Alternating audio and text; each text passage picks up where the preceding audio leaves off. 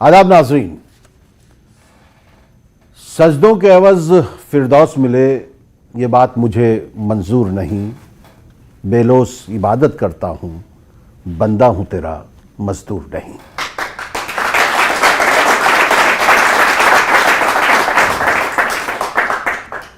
नाज़रीन, माह रमज़ान में हमारे मसाइल हैं।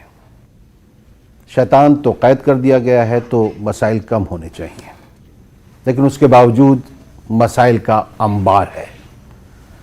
लेकिन ये जो माह रमज़ान है ये हमें एक मौका देता है कि हम उन लोगों के मसाइल कम करने की कोशिश करें जिनके पास हमसे कम है। इस एक माह में हम किस हद तक अपने आसपास के मसाइल कम कर सकते हैं, किस हद तक दुनिया के मसाइल हल कर सकते हैं, किस हद तक अपने खुद के मसाइल हल कर सकते हैं, उसकी यकीनी तौर पर यह आजमाइश का महीना है। आप सबको रमज़ान बहुत बहुत मुबारक हो। हम इस्तकबाल रमज़ान कर चुके हैं। आज हम बात करेंगे रमज़ान में जो हम नेकियां करते हैं, और खुसूसी तौर पर ज़कात के हवाले से भी बात करेंगे, फित्रे के हवाले से बात करेंगे, उन छोटी छोटी नेकियों के हवाले से बात करेंगे जो दूसरों के लिए बहुत बड़ी नेकी होती है, दूसरों के लिए बहुत बड़ा काम कर जाती है। हम इस सब पर बात करेंगे।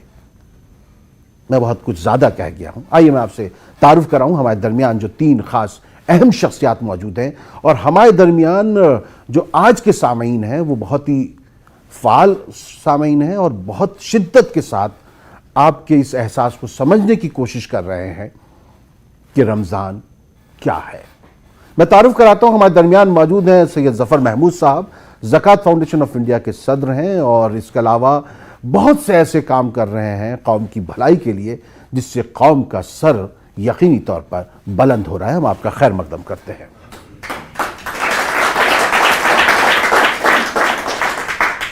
इसके अलावा हमारे दरमियान मौजूद हैं असद खान फलाही साहब, इस्लामी स्कॉलर हैं। हम आपका भी खैर मकदम करते हैं।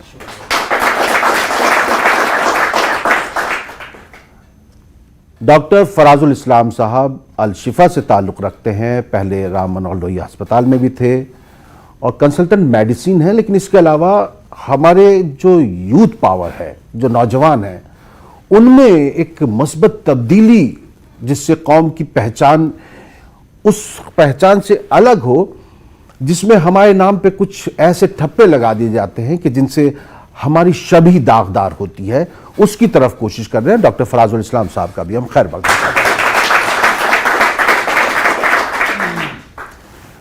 असद साहब, रमज़ान में एक नेकी का सवाब जो है 70 नेकियों से होता है। उन नेकियों में कौन कौन सी ऐसी नेकियां शामिल हैं जो हमें और बुलंद बना सकती हैं अमली तौर पर? जिस तरह नमाज मुसलमानों पर फ़र्ज़ की गई है और नमाज अल्लाह का हक है, उसी तरह ज़कात भी फ़र्ज़ की गई है मुसलमानों पर, और ये बंदों का हक है। अगर जिस तरह से नमाज छोड़ने में इंसान को गुनाह का एहसास होता है, उसी तरह जो लोग ज़कात नहीं अदा कर रहे हैं उनको ये सोचना चाहिए कि वो माशरे का हक जो है छीन रहे हैं। अगर आप इसको पिछली तारीख उम्मतों में देखेंगे तो बाइबल में भी इसका जिक्र मिलता है, मसीह अलैहिस्सलाम के बारे में उनकी इंजील में पढ़ेंगे तो उसमें भी मिलता है, और फिर कुरान में भी जब बनी इस्माइल जब बैतुल्लाह की तामीर कर रहे थे तो उनसे कहा कि अपनी ज़ुर्रियत को, अपने अहलो अयाल को नमाज की तलकीन करो और ज़कात की तलकीन करो। जिस तरह नमाज 4 फ़र्ज़ है ज़ोहर की, उसी तरह ज़कात वो हिस्सा है जो फ़र्ज़ कर दिया गया है कि इतना तो आपको देना ही देना है। इसके अलावा आपको इन्फाक की जितनी ज़्यादा जनरोसिटी और सखावत और फयाज़ी की बात कुरान के अंदर आपको पढ़ने पे मिलेगी अगर आप कुरान का मुताला करते हैं, और इस्लाम के अंदर मिलेंगे। और ज़कात का जो कॉन्सेप्ट है वो यही है कि वो disparity between rich and poor can be reduced, उसमें जो अमीर और गरीब का जो एक हिस्सा है उस तकसीम को कम किया जा सके। इसीलिए ज़कात मिनिमम जो है वो तो फ़र्ज़ कर दी गई है कि अगर इतना आपने नहीं दिया तो आपको सज़ा दी जाएगी। और सूरह तौबा में बड़ी सख्त वईद अल्लाह ताला ने बयान करी है कि क़यामत के दिन सोने, चूँकि सोना और चांदी उस ज़माने के अंदर करेंसी का एक वो हुआ ہوا کرتا تھا. تو مثال السٹریشن کے طور پہ دی گئی ہے کہ سونے اور چاندیوں سے ان کی پیشانیاں اور پیٹھیں داغی جائیں گی اور کہا جائے گا ذوقو اب مزہ چکو اس مال کا جس کو تم جمع کرتے تھے. تو اس بات کو ہمیشہ خیال رکھنا چاہیے. اسلام نے جو کرائیٹیریا دیا ہے حال، مستقبل، ذاتی اور کاروباری ضروریات سے جو کچھ بھی زائد ہے وہ معاشرے کا حق ہے، وہ معاشرے پہ حق خرچ کرنا ہے. ہر مسلمان کی جو اللہ پہ یقین و اعتماد رکھتا ہے اس کی ذمہ داری ہے. فراز صاحب، جس طرح سے زکوٰۃ ہم لوگ دیتے ہیں، جو بات فلاحی صاحب نے کہی کہ جو ڈسپیرٹی ہے وہ دور ہو، مجھے وہ جو دوری ہے وہ کم ہوتی نظر نہیں آ رہی ہے. اگر ہم زکوٰۃ دے رہے ہیں تو ہمیں ایسا محسوس ہو رہا ہے کہ لوگ جتنے غریب تھے اتنے ہی غریب رہ جاتے ہیں، جو جتنے امیر تھے اتنے امیر رہ جاتے ہیں. تو کیا زکوٰۃ کے نظام میں کچھ ہمارے ہاں پریشانی ہے کہ جس وجہ سے کچھ ایسے لوگوں کے پاس جا رہی ہے، یا اس زکوٰۃ جو سلیقے سے تقسیم نہیں ہو رہی؟ میں اس بات کا قائل ہوں کہ زکوٰۃ کو ہم لوگ چینلائز نہیں کر پا رہے. شاید ڈاکٹر ظفر صاحب اس بات سے میرے اتفاق رکھیں گے، اور شاید ان کی فاؤنڈیشن بنانے کا یہی ایک وجہ رہی ہو کہ ہم زکوٰۃ کو چینلائز نہیں کر پا رہے ہیں. کہ میں نے اگر کچھ زکوٰۃ نکالی ہے تو میں ہر کسی کو تقسیم کر دیتا ہوں، تھوڑی زکوٰۃ اپنی سب کو بانٹ دی. اس کی وجہ سے یہ ہوتا ہے کہ جس کو زکوٰۃ بانٹی وہ دوسری جگہ پھر جائے گا اپنی زکوٰۃ کو لینے کے لیے، اور زکوٰۃ مزید پیسے لینے کے لیے اس کی ابھی ضرورت پوری نہیں ہوئی ہے. تو کیا یہ بات صحیح نہیں کہ میں ایک آدمی کی ضرورت کو مکمل پورا کر دوں تاکہ اب وہ کسی اور کے پاس زکوٰۃ لینے کے لیے نہ جائے، اور اس کی ضرورت میری زکوٰۃ سے اگر پوری ہو سکتی ہے تو بہت اچھی بات ہے، یا 2-3 لوگ مل کر کے اس کی ضرورت کو پورا کر دیں تاکہ اگلی بار وہ اتنا ہو جائے کہ ہمارے ساتھ زکوٰۃ دینے والا بن جائے. تو کم سے کم ہماری جو فہرست ہے زکوٰۃ لینے والوں میں سے، اس میں سے ایک تو کم ہوا. اگلی بار وہ ہمارے ساتھ اگر کھڑا نہ ہو سکا، کم سے کم لینے تو نہیں آئے گا. تو اس طرح کا کوئی چینلائز سسٹم ہم کو بنانا چاہیے. کافی حد تک میں دیکھ رہا ہوں کہ بن چکا ہے، اور لوگ کافی حد تک اب کوشش کر رہے ہیں، اپنے لیول پہ لوگ کوشش کر رہے ہیں. تو اگر ایسا چینلائز کر کے ہم رکھیں گے تو مجھے ممکن ہے، امید ہے کہ انشاءاللہ یہ ہم اس ڈسپیرٹی کو کم کر پائیں گے. زکوٰۃ جو ہے وہ ریاست کا حق ہے. یعنی اگر مسلم ممالک ہوتے ہیں اور مسلم اسٹیٹ ہوتے ہیں اور وہاں پہ جو زکوٰۃ دی جاتی ہے وہ اسٹیٹ کا حصہ ہوتا ہے. جیسے انکم ٹیکس ہم دیتے ہیں اسی طرح زکوٰۃ جو ہے وہ لی جاتی ہے، اور پھر اسٹیٹ جو ہے وہ اس کو ایکولی ویلفیئر میں جتنے بھی مصارف ہو سکتے ہیں انسانی فلاح و بہبود کے لیے اس میں خرچ کر سکتی ہے. اسٹیٹ کا یہ حق ہے. لیکن چونکہ انہوں نے جو بات کہی، اور ظفر صاحب کی جو زکوٰۃ فاؤنڈیشن ہے وہ بالکل صحیح ہے کہ ہم آرگنائزڈ وے میں زکوٰۃ نکال رہے ہیں، صدقات نکال رہے ہیں. اگر آپ اس کو کیلکولیشن کریں کہ ہمیں سرکار اور گورنمنٹ کی کسی امداد کی ضرورت ہی نہیں پیش آئے گی، جتنی زکوٰۃ ہمارے ہاں نکل رہی ہے اگر اس کا پراپر یوٹیلائزیشن کر دیا جائے تو سرکار کی کسی ایڈ کی اور کسی دوسری امداد کی ضرورت نہیں پڑے گی. ہماری خود کی زکوٰۃ اتنی اچھی ہے نکل رہی ہے کہ وہ اس سے ہماری جو اپنی کمیونٹی ہے اس کے فلاح و بہبود کے ہر طرح کے، چاہے تعلیمی ادارے قائم کرنے ہوں، چاہے میڈیکل انسٹیٹیوشنز قائم کرنے ہوں، یا اور اس طرح کی غربا کی، مسکین کی اور یتیموں کی مدد کرنی ہو. مسئلہ یہی ہے کہ ہم نے اس کو آرگنائز وے میں،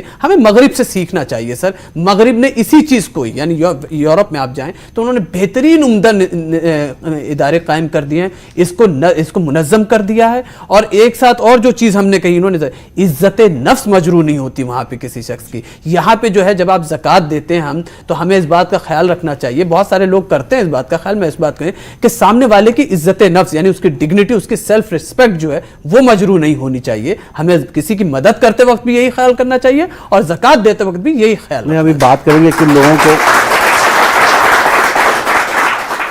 ظفر صاحب، آپ کی زکوٰۃ فاؤنڈیشن آف انڈیا جو ہے وہ بہت کام کر رہی ہے، کافی بڑے لیول پہ بھی کام کر رہی ہے. آپ کو کیا محسوس ہوتا ہے کہ کیا زکوٰۃ کو چینلائز کرنا چاہیے؟ جو بکھرا ہوا معاملہ ہے اس کو کس طریقے سے ایک نقطے پر لایا جائے جس سے کہ جو بات فلاحی صاحب کہہ رہے ہیں کہ پھر ہمیں کسی چیز کی ضرورت ہی نہیں پڑے گی، کیا ایسا ممکن ہے؟ زکوٰۃ کی جب اس کا جو تصور آیا شروع میں قرآن کے ذریعے، تو جو پہلی آیت اتری تھی اس تعلق سے وہ ان حالات میں تھی کہ غزوے میں، لڑائی میں جانا تھا حضور صلی اللہ علیہ وسلم کو، اور انہوں نے کچھ ساتھیوں سے اپنے کہا تھا چلنے کے لیے، تو اس میں سے کچھ لوگ بہانہ بنا کے رک گئے تھے.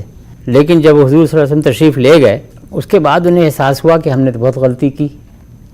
تو انہوں نے، اچھا وہ بڑے پیسے والے لوگ تھے، انہوں نے اپنے کو کھمبے میں باندھ لیا اور کہا ہم اپنے کو نہیں کھولیں گے جب تک حضور صلی اللہ علیہ وسلم آئیں گے، وہ ہمیں معاف کر دیں، وہی کھولیں گے. تبھی کھانا پینا بھی نہیں کیا. خیر غزوے سے واپس تشریف لائے اور معلوم ہوا تو انہوں نے ان کو کھولا اور یہ माफ़ कर दिया। तो उन लोगों ने काफ़ी माल दौलत तोहफे में हुज़ूर सल्लल्लाहु अलैहि वसल्लम को पेश किया। तो उनको ये था कि अब मुझे क्या करना चाहिए, वो सोच रहे थे। तो आयत उतरी कि इनसे जो दे रहे हैं वो ले लो और जो ज़रूरतमंद लोग हैं उनको इस तरह से बांटो। तो आप देखें कि तो जो इसकी जेनेसिस है, जो शुरुआत हुई है ज़कात की, वही ऑर्गेनाइज्ड वे में हुई, मुनज़्ज़म तरीक़े से। वो ये नहीं हुआ कि उनसे कहो कि वो फ़लाँ फ़लाँ को दे दें, उनसे ले लो और जो ज़रूरतमंद है उनको दे दो। इसमें एक और भी जो अभी मौलाना फरमा रहे थे, वो एक पहलू और भी इससे कवर हो जाता है। ज़कात की ब्यूटी, खूबसूरती ये भी है किसी भी सदक़े की भी, कि अगर दाहिना हाथ दे तो बाएं हाथ को पता नहीं चले। बिल्कुल। तो उसके अंदर सीक्रेसी भी है, जिसको मिल रहा है वो शर्मिंदा ना हो, देने वाला जो है उसके भाव न बढ़ जाएं वगैरह वगैरह। तो वो सब तो जो आपने बात पूछी वो तो तंजीम ही उसकी स्पिरिट है। ज़कात के बारे में अगर हम सोचे कभी बात करें तो हमें बड़ी तस्वीर देखना बड़ा ज़रूरी होता है। इनफैक्ट इस्लाम का कोई भी उसूल है उसको आप तो बड़ी तस्वीर उसका देखना बड़ा ज़रूरी होता है कि ये क्यों आया, ये प्रोविज़न ऐसा क्यों है। तो पहले मैं आपको एक इकबाल के 2 मिसरे सुनाता हूँ।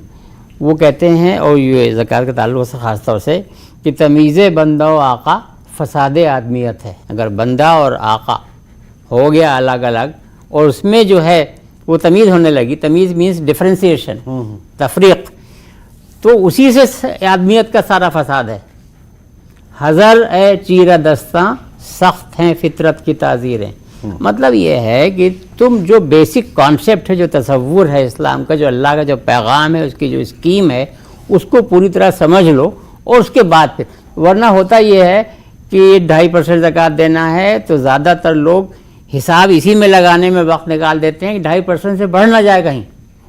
लेकिन जबकि उसकी रूह जो है, जो इसकी स्पिरिट है, वो तभी मालूम हो सकेगी जब बड़ी तस्वीर देखी जाए। हुज़ूर सल्लल्लाहु अलैहि वसल्लम ने फरमाया, इन्नमल अमाल बिन्निया, motive determines the value of all conduct. यानी कि नीयत तय करती है कि जो तुम कर रहे हो वो देखने में जो क्या कर रहा है इंसान समझ सकता है कि फलां चीज़ कर रहा है, लेकिन अल्लाह जानता है कि इसकी नीयत क्या है, क्यों कर रहा है। मौलाना अली हजवेरी के बारे में सब लोग जानते हैं। वो हज के लिए तशरीफ़ ले जाना चाहते थे, जूते बनाते थे, उसी से पूरी उम्र कमाई की और पैसे जमा किए कि अब की मैं हज के लिए जाऊँगा, सालों साल से कर रहे थे। लेकिन 2 दिन पहले मालूम हुआ कि पड़ोस के अंदर बच्चे 3 दिन से फाके में हैं और वो मजबूरन जो है वो मरे हुए जानवर का गोश्त खा रहे हैं। तो उन्होंने अपनी सारी रकम जो जमा की थी पूरी उम्र, वो सब ले जाकर पड़ोसी को दे दी। तो वहाँ पर कहते हैं कि जब अरफात का दिन था तो कोई बुज़ुर्ग थे जो उन्होंने अल्लाह ताला से ये पूछा अपने ख़यालों में कि अल्लाह, कि वो नहीं जानते थे कि मौलाना हजवेरी का ये किस्सा। तो उन्होंने कहा, अल्लाह ताला, इतने यहाँ लाखों लोग हैं, किसका हज सबसे ज़्यादा आपने कबूल किया? तो उनके कान में आवाज़ आई अली हजवेरी, जबकि वो हज करने गए ही नहीं थे। सुभान अल्लाह। तो इन्नमल अमाल बिन्निया, यही चीज़ ज़कात की भी है। इसके लिए बड़ी तस्वीर देखना बहुत ज़रूरी है। बड़ी तस्वीर क्या क्या है? सारी दौलत, सारी कायनात, सारी ज़मीन, सब चीज़ जो है वो अल्लाह की है। ओनरशिप जो है अल्लाह की है। हम जो हैं इंसान कुछ दिनों के लिए यहाँ आए हैं, कुछ दिनों के लिए कुछ चीज़ कुछ लोगों के पास रहती है, तो हम उसके कस्टोडियन हैं, इससे ज़्यादा हम कुछ नहीं हैं, ट्रस्टीशिप है। तो इस्लाम का जो इकनॉमिक सिस्टम है, जो इक़्तिसादी निज़ाम है, उसको जब तक हम नहीं समझेंगे तब तक हम ज़कात, सदक़ात वगैरह की अहमियत को हम समझ नहीं सकते। हलाल और हराम बताया गया है। मैं वक्फे पर के बाद लौट के आऊंगा, आपसे बहुत कुछ सुनना है, आपको रोक नहीं रहे, बस ये थोड़ा सा तात्तुल है क्योंकि हमारी मजबूरी है वक्फा लेना। अच्छा। और कुछ भी मुझे दरकार नहीं है, लेकिन मेरी चादर मेरे पैरों के बराबर कर दे। लौट कर आते हैं मुख्तसर वक्फे के बाद। और फिर खैर मकदम है। रात को जीत तो पाता नहीं, लेकिन ये चराग कम से कम रात का नुकसान बहुत करता है।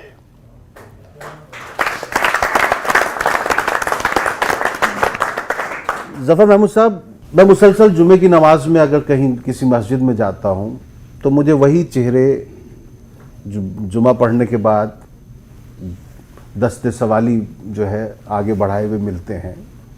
सभी लोग उनकी इमदाद भी करते हैं, लेकिन वो चेहरे नहीं बदलते, उनकी ज़िंदगी नहीं बदलती है। कुछ चेहरे अचानक नमाज के बीच में खड़े हो जाते हैं, जैसी नमाज ख़त्म होती है, उनके पास मेडिकल के सर्टिफिकेट्स वगैरह होते हैं और वो इलाज की गरज से आए हुए होते हैं।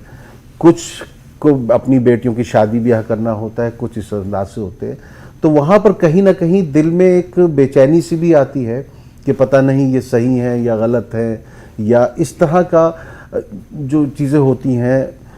اگر ہم وہاں پر مدد کر رہے ہیں تو کیا وہ صحیح ہاتھوں میں جا رہی ہے, یا اس مدد سے ان کا کچھ بھلا ہو رہا ہے کہ نہیں ہو رہا ہے؟ یہ جو ایک تذبذب سا پیدا ہو جاتا ہے میرے جیسے گناہگاروں کے دل میں, وہ کیا صحیح ہوتا ہے یا غلط ہوتا ہے؟ یہی پرپز ہے, یہی مقصد ہے تنظیم کا, تاکہ تنظیم یہ کام کر سکتی ہے کہ صحیح جگہ پہ زکوٰۃ کا اور صدقے کا پیسہ لگنا چاہیے.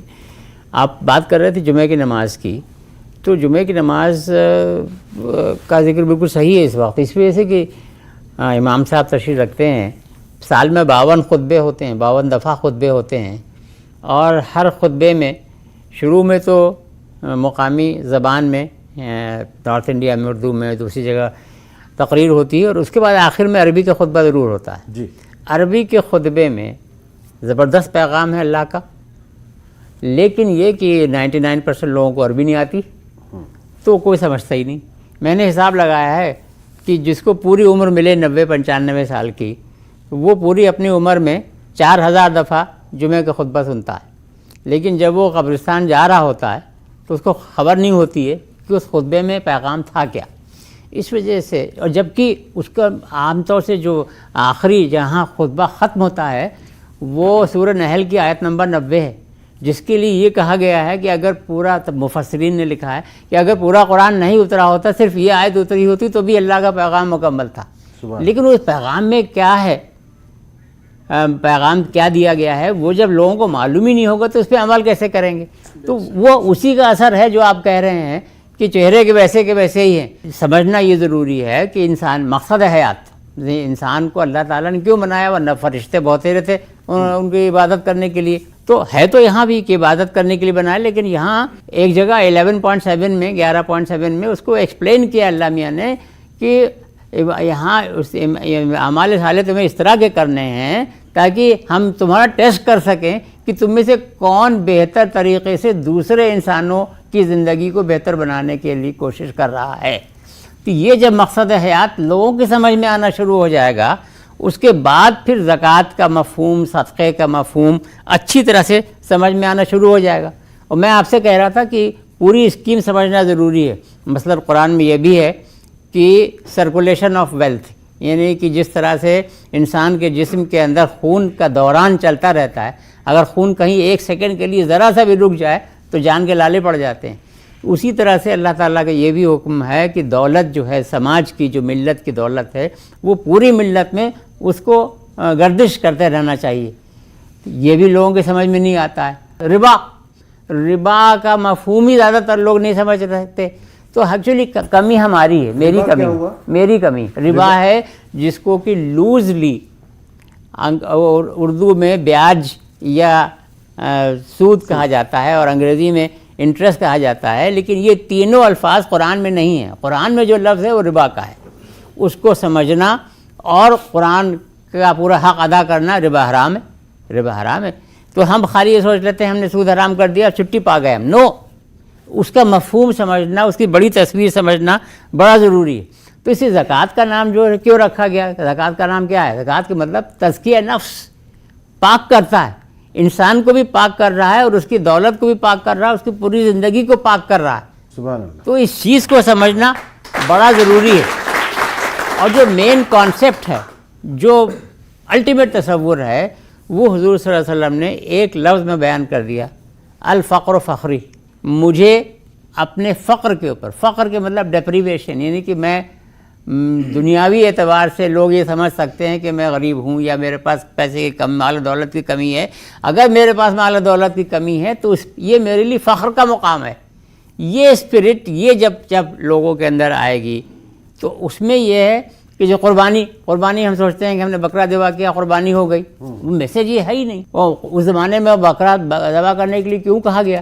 اس لیے کہ اس زمانے میں مویشی کی اونرشپ جو تھی وہی سب سے بڑی دولت تھی. تو اگر وہ اسپرٹ سمجھ لینا ہے تو آج کی مرسیڈیز کار اپنی قربان کرو, وہ ہے اصلی چیز. یہ وہ جذبہ, وہی جذبہ جب سمجھ میں آئے گا.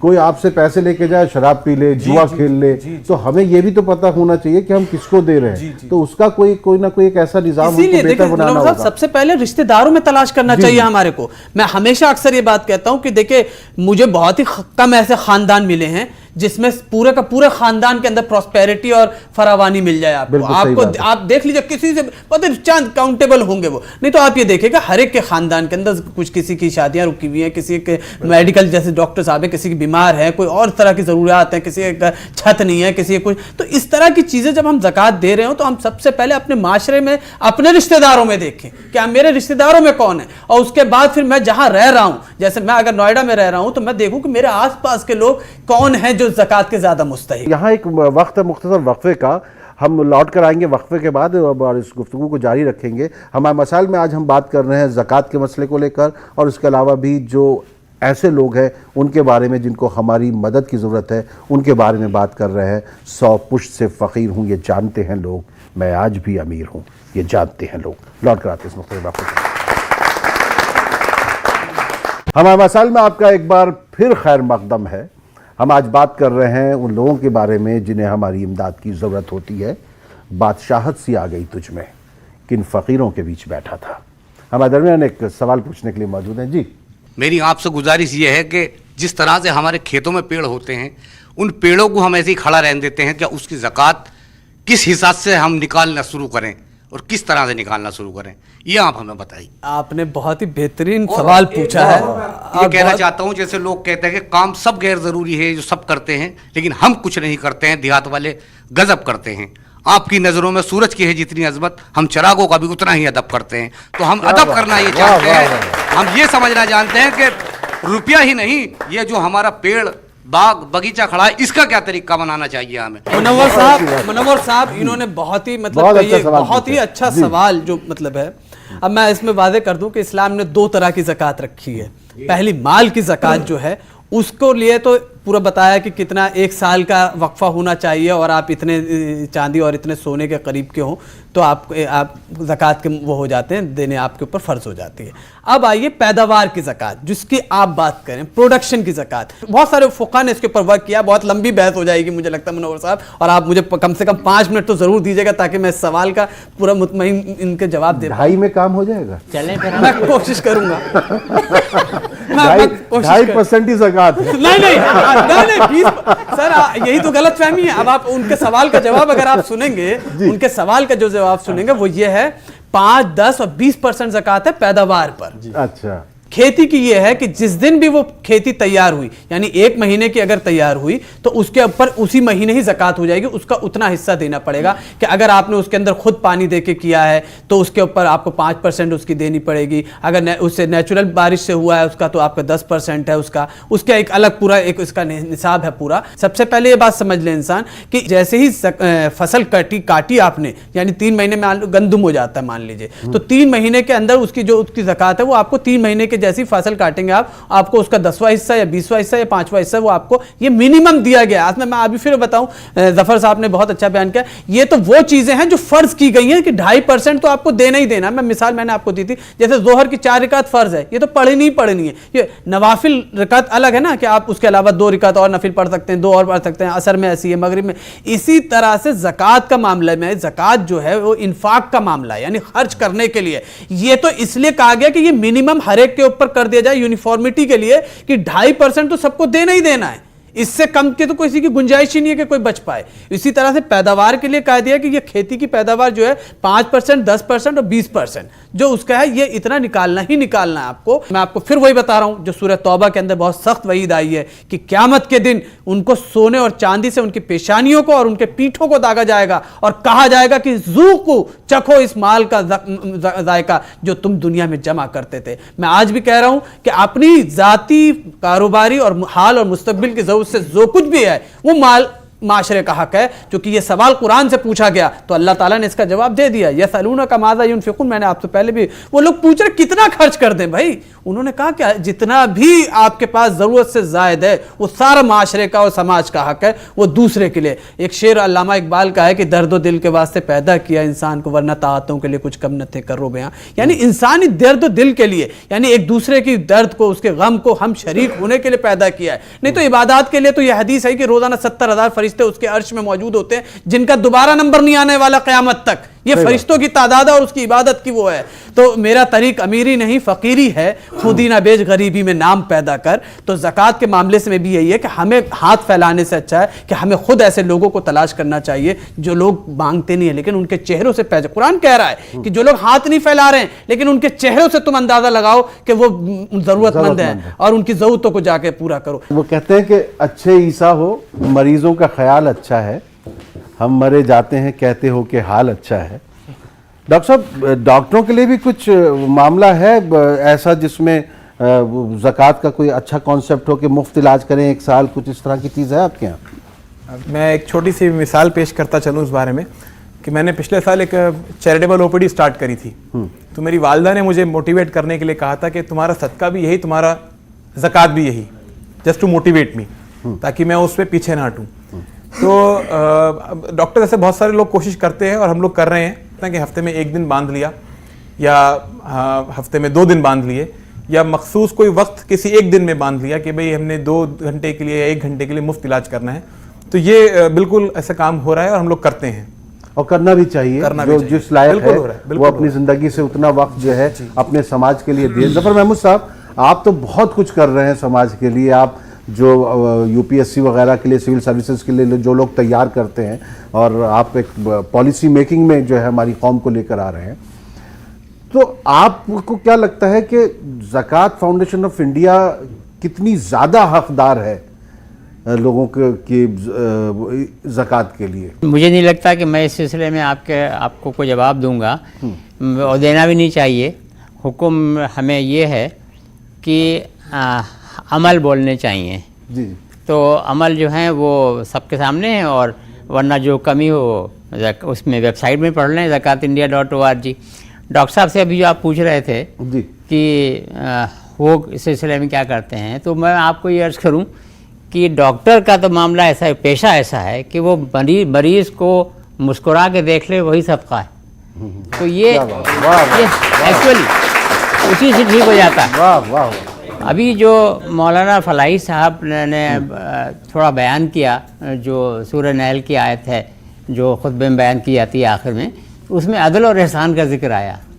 تو میں تھوڑا سا اس کے سلسلے میں عرض کر دوں کہ عدل یہ ہے کہ جو آپ کو اپیرنٹلی بظاہر لگ رہا ہے کہ ہاں یہ تقاضا ہے حالات کا، اس حساب سے آپ نے کر دیا. اللہ میاں کہتا ہے ٹھیک ہے فائن، کسی کو سزا دینا ہے تو ٹھیک ہے، کسی کو بدلہ دینا ہے تو ٹھیک ہے، اچھا نیگیٹو یہ وہ سب طرح کا ممکن ہے.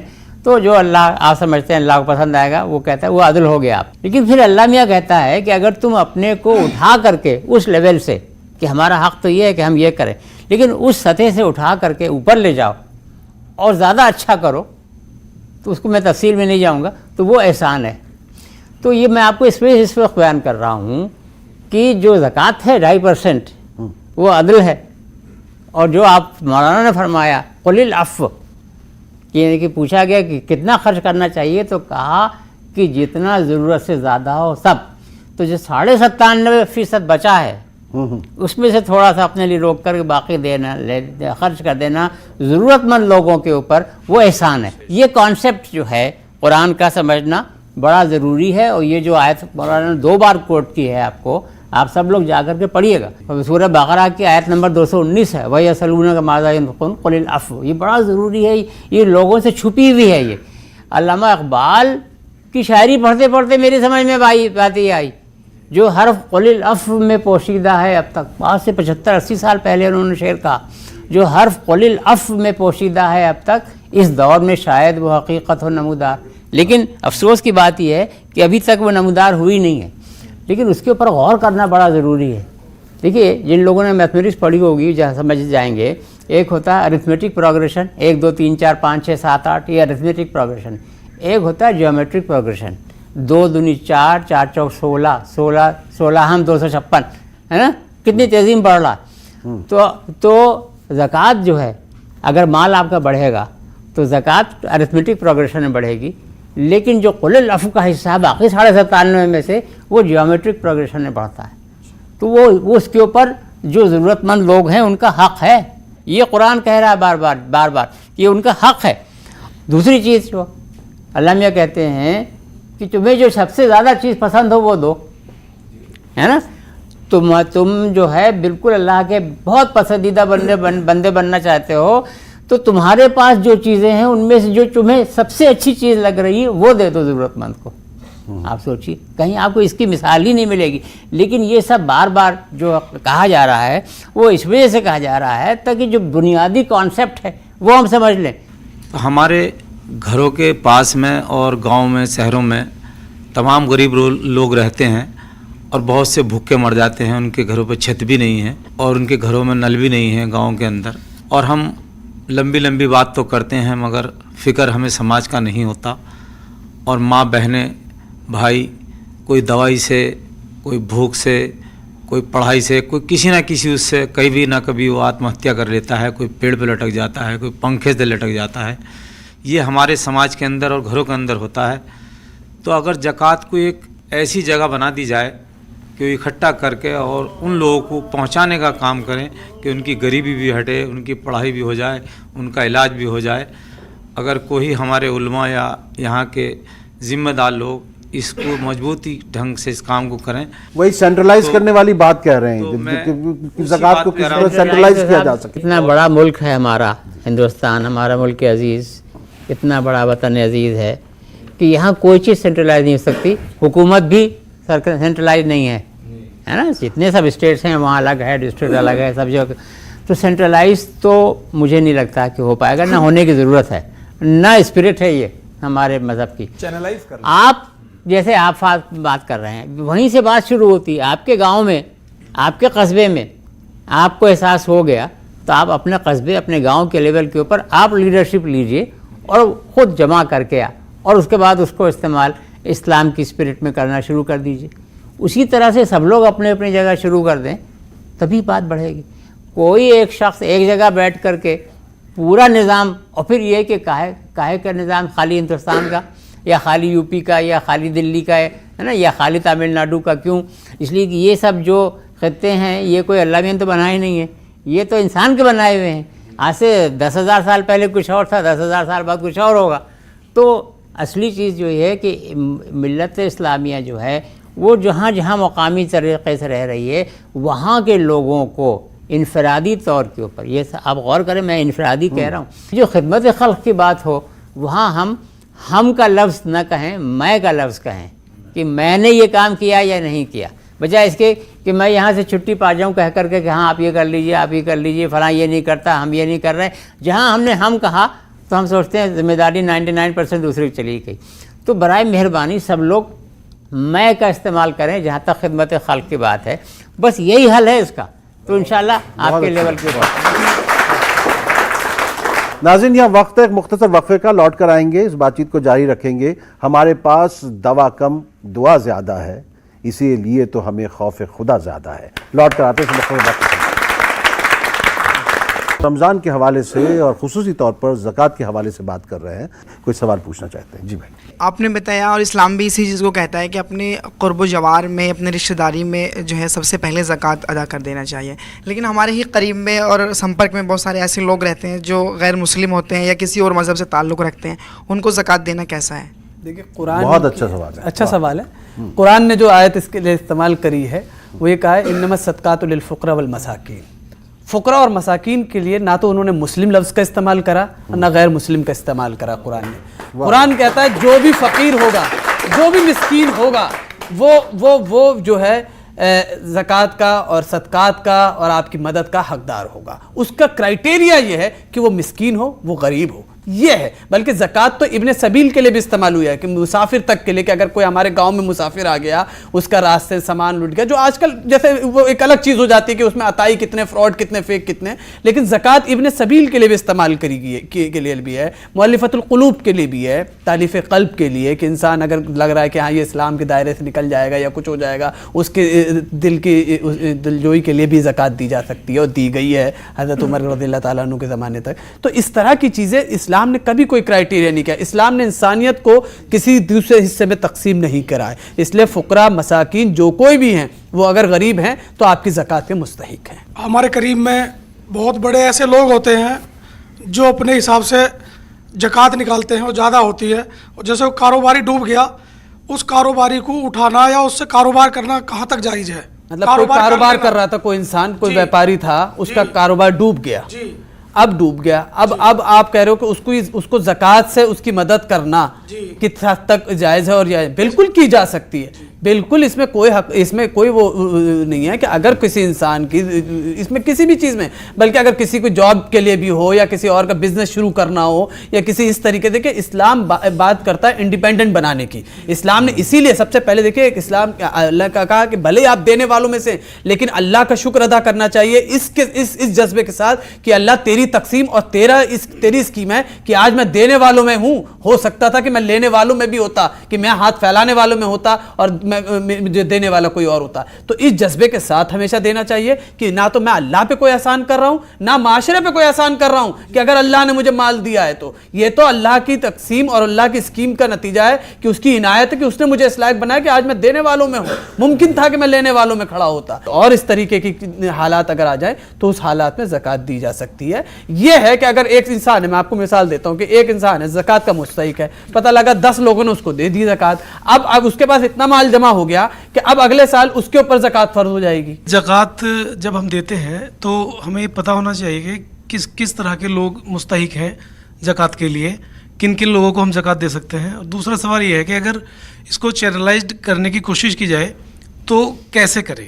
براڈر سینس میں بتا رہا ہوں آپ کو کہ زکوٰۃ ہر ضرورت مند مستحق ہے, اور انسانیت کی کسی بھی فلاح و بہبود کے کام کے لیے زکوٰۃ کا پیسہ استعمال کیا جا سکتا ہے. انسانیت کی, معاشرے کی, چاہے وہ ہاسپٹل بنانے ہو, اسکول بنانے ہو, چاہے پیاؤ بنانا ہو, چاہے راگیروں کے لیے سرائے بنانی ہو, یا اس طرح کے کچھ بھی کام اگر کرنے ہو تو وہ زکوٰۃ کے لیے مد میں سے استعمال کیے جا سکتے ہیں. یہ تو آگے آپ کا پہلے سوال. دوسرے سوال کا آپ پھر وہی چیز, آج میں آپ کو کہہ رہا ہوں, اب آپ ذمہ دار بنیے اپنے خاندان کی, اور آپ کے خاندان میں جتنے لوگ زکوٰۃ دینے والے ہیں آپ ان سے کہیے کہ آپ مجھے دو زکوٰۃ, اور میں اپنے حساب سے دیکھوں گا کہ کون کون لوگ مستحق ہیں میری زکوٰۃ کے, اور آپ ذمہ دار بنیے. جتنے اگر آپ کو 5 لوگ ہی ملتے, 5 لوگوں نے اگر آپ کو 5,000 کر کے 25,000 سے آپ ایک ایسے انسان کی مدد کیجئے جو واقعی مستحق ہو, لیکن آپ خود تو ذمہ دار بنیے. ہمیشہ ذمہ داری لی جاتی ہے, کبھی دی نہیں جاتی ہے. ذمہ داری لینی پڑے گی ہمارے کو اپنے لیے, کہ ہم اپنے حصے کے خود ذمہ داری کتنا ادا کر سکتے ہیں. جلال آتش و برق و صحاب پیدا کر, اجل بھی کانپ اٹھے وہ شباب پیدا کر,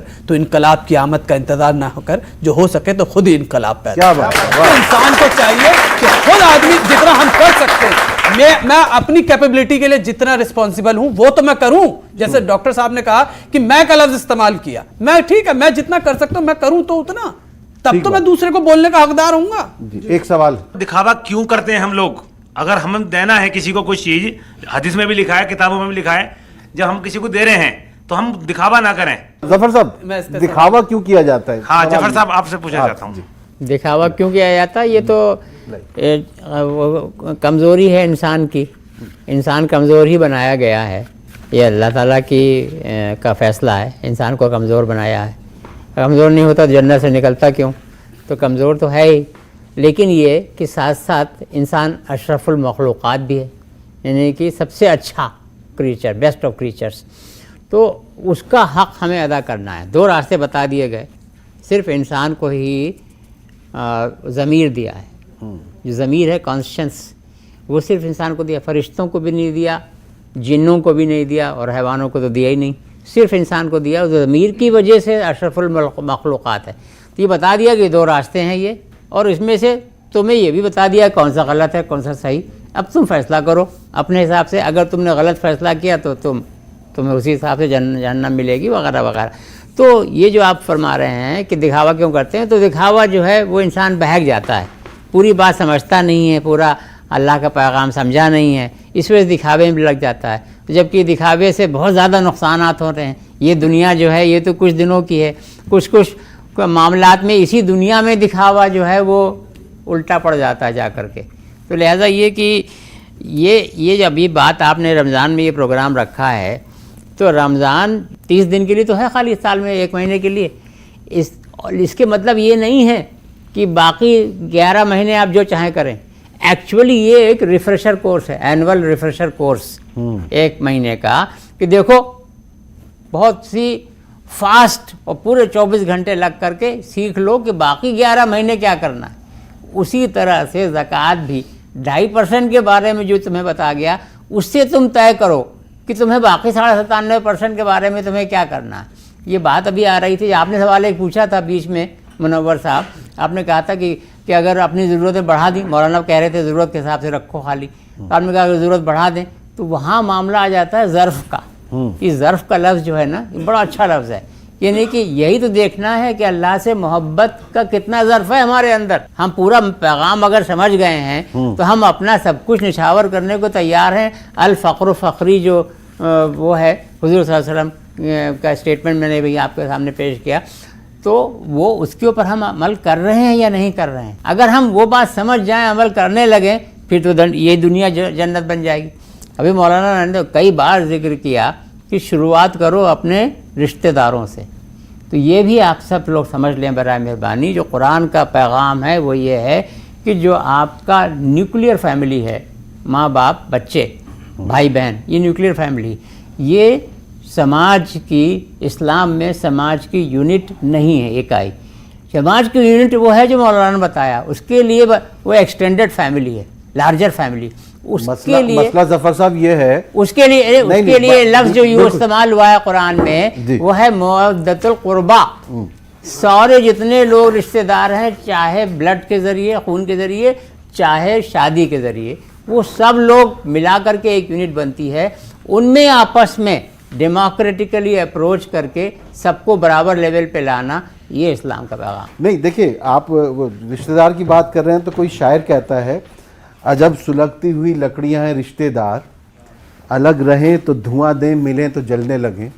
तो हमारे समाज में जो रिश्तों की जो आजमाइश का एक दौर ये चल रहा है, उसमें आदमी रिश्तेदारों की कहाँ इमदाद करता है। फौरन नहीं, उसका 1 मिनट सुन लिए जवाब। हुजूर सल्लल्लाहु अलैहि वसल्लम से ये बात जो आपने कहा है, ये उनके एक सहाबी ने कही थी कि हज़रत आप फरमा रहे हैं कि रिश्तेदार के साथ बर्ताव अच्छा करो। वो फला मेरा रिश्तेदार है, मैं तो बराबर अच्छा बर्ताव किए जाता हूँ, वो मुझे लिफ्ट ही नहीं मारता बल्कि उल्टा करता है उसका। तो हुजूर सल्लल्लाहु अलैहि वसल्लम ने फरमाया जवाब कि जब तक तुम ऐसा करते रहोगे तब तक एक फरिश्ता तुम्हारी मदद के लिए तैनात रहेगा। क्या बात है, वाह। अच्छा, नहीं मुझे आपसे कुछ और पूछने फलाई साहब, आपने कहा कि इस्लामी ममालिक में ज़कात जो है वो इनकम टैक्स की तरह हो गया है। अब इस मुल्क में हम इनकम टैक्स तो दे ही रहे हैं, उसके बाद ज़कात भी दे रहे हैं, तो ये डबल मार नहीं है हमारे ऊपर? तो अब आपको देखें, मेरी राय तो, मैं तो अपनी राय नहीं, मैं तो फुका की राय करूंगा। जिन्होंने इस बात के जवाब ये दिया है कि अगर आप इनकम टैक्स दे रहे हैं तो उसके बाद आप कैलकुलेशन कर लें कि आपकी ज़कात का हिस्सा उसमें से कितना निकलता है और आपकी ज़कात उसके अंदर अदा हो जाएगी। इनकम टैक्स भी बेसिकली अगर आप देखिए तो किस लिए होता है, लेती है स्टेट हमसे फलाह व बहबूद के लिए, यानी हमारे रोड बनेंगे, उससे हॉस्पिटल्स बनेंगे, स्कूल बनेंगे, हमारे और दूसरे जराइम को कंट्रोल करने के लिए, और दूसरे ये सारी चीज़ें जो हैं वो इनकम टैक्स के ही जरिए ली जाती है। और ज़कात का भी असल मकसद यही है, ज़कात किसी और मकसद से नहीं ली जाती। ये तो इंसान को तरगीब देने के लिए, उसको रग़बत देने के लिए कि देखो पाकीज़गी मिलेगी इससे, तुम्हारे को रूह को। नहीं, अगर हम इनकम टैक्स दे रहे हैं उसमें नीरव मोदी पैसा लेके चला जाए तो फिर वो हमारा पैसा गलत जगह तो नहीं इस्तेमाल हो जाए। देखिए अब आप सुनिए, आप मुकल्लफ, अब आपने फिर वही बात कर दी। अभी आपने बहुत बेहतरीन बात करी थी वहां बैठ के, मैंने आपको, आप मुकल्लफ सिर्फ उतने ही बात किए हैं सर जितना आपके अंदर कैपेसिटी, आपके अंदर कद्र है। आपने अब किसी को ज़कात दी, अगले दिन उसने जाके जुए में उड़ा दिया, तो फिर आप थोड़ी उसके लिए मुकल्लफ हुए। आप इस बात के मुकल्लफ थे कि आप तहकीक करते, आप इन्वेस्टिगेशन करते, आप मुतमईन होते, कन्विंस होते कि हाँ ये शख्स जो है मेरी ज़कात का मुस्तहिक है। اب آپ نے دے دیا. بس آخری بات ظفر صاحب. نہیں, ایک آخری بات ان کی میں ذرا ان کے سوال کا جواب دے دوں منور صاحب, چونکہ یہ واقع وہ ہے کہ دیکھیں دکھاوا اس لیے نہیں ہے, اسے دکھاوا نہیں کہتے, اس کو سمجھنے کا فرق ہے. اسلام میں 2 عبادات ہیں, ایک فرض اور ایک نفل. یعنی جس طرح فرض نماز کو کہا گیا کہ آپ مسجد میں ہی ادا کرو گے, نفل نماز آپ گھر میں جا کے پڑھو, کتنی پڑھنی ہے آپ کو یہ دکھانے کی ضرورت نہیں ہے. اسی طرح زکوٰۃ فرض ہے تو یہ دکھا کے دینے کی ہے تاکہ دوسروں کو اس کو احساس ہو, دکھا کے اس کے اندر فالس وینٹی نہیں آنی چاہیے, جھوٹا دکھاوا نہیں آنا چاہیے. لیکن صدقات اور خیرات جو خود زکوٰۃ کا یہ قصہ ہے وہ اس خاموشی کے ساتھ دینی چاہیے کہ کسی کو بھی نہ پتہ لگے. لیکن زکوٰۃ میں اس لیے جو دکھاوا آ گیا ہے کیونکہ زکوٰۃ کا ایک طرح سے جواز دیا گیا ہے کہ آپ اپنی زکوٰۃ بتا کے دے سکتے ہیں, لیکن یہ ضروری بھی نہیں ہے کہ اگر آپ کسی ضرورت مند کی مدد کر رہے ہو اس کو یہ بتائیں کہ یہ زکوٰۃ کا پیسہ, آپ کہہ دو کہ بس میں آپ کی مدد کر رہا ہوں, کافی ہے. زکوٰۃ تو اللہ دے. آخری بات, یہاں میں دستور ہند کو بھی لاؤں گا.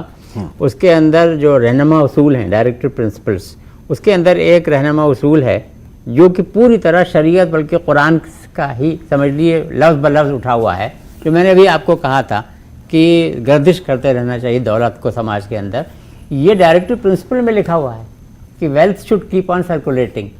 لیکن آزادی کے بعد سے آج تک کسی بھی حکومت نے اس کے اوپر زور نہیں دیا, نہ اس کا کوئی ذکر کیا, نہ کچھ. تو اب آپ کہہ رہے تھے جو بات ابھی مجھ سے پوچھ رہے تھے کہ نیرو مودی لے چلا جائے, تو وہاں وہی آپ وہ بات پروف کر رہی ہے جو میں آپ کو پہلے عرض کر رہا تھا کہ پورا جو میسج ہے پیغام اللہ تعالیٰ کا وہ سمجھنا بڑا ضروری ہے. آپ نے زکوٰۃ تو سمجھ لیا, صدقہ سمجھ لیا, اور آپ نے سوچا کہ میرا اسلام پورا ہو گیا, نماز پڑھ لی, زکوٰۃ کر لی, یہ وہ, ووٹ دینے نہیں گئے آپ, تب بھی آپ کا اسلام پورا نہیں ہوا.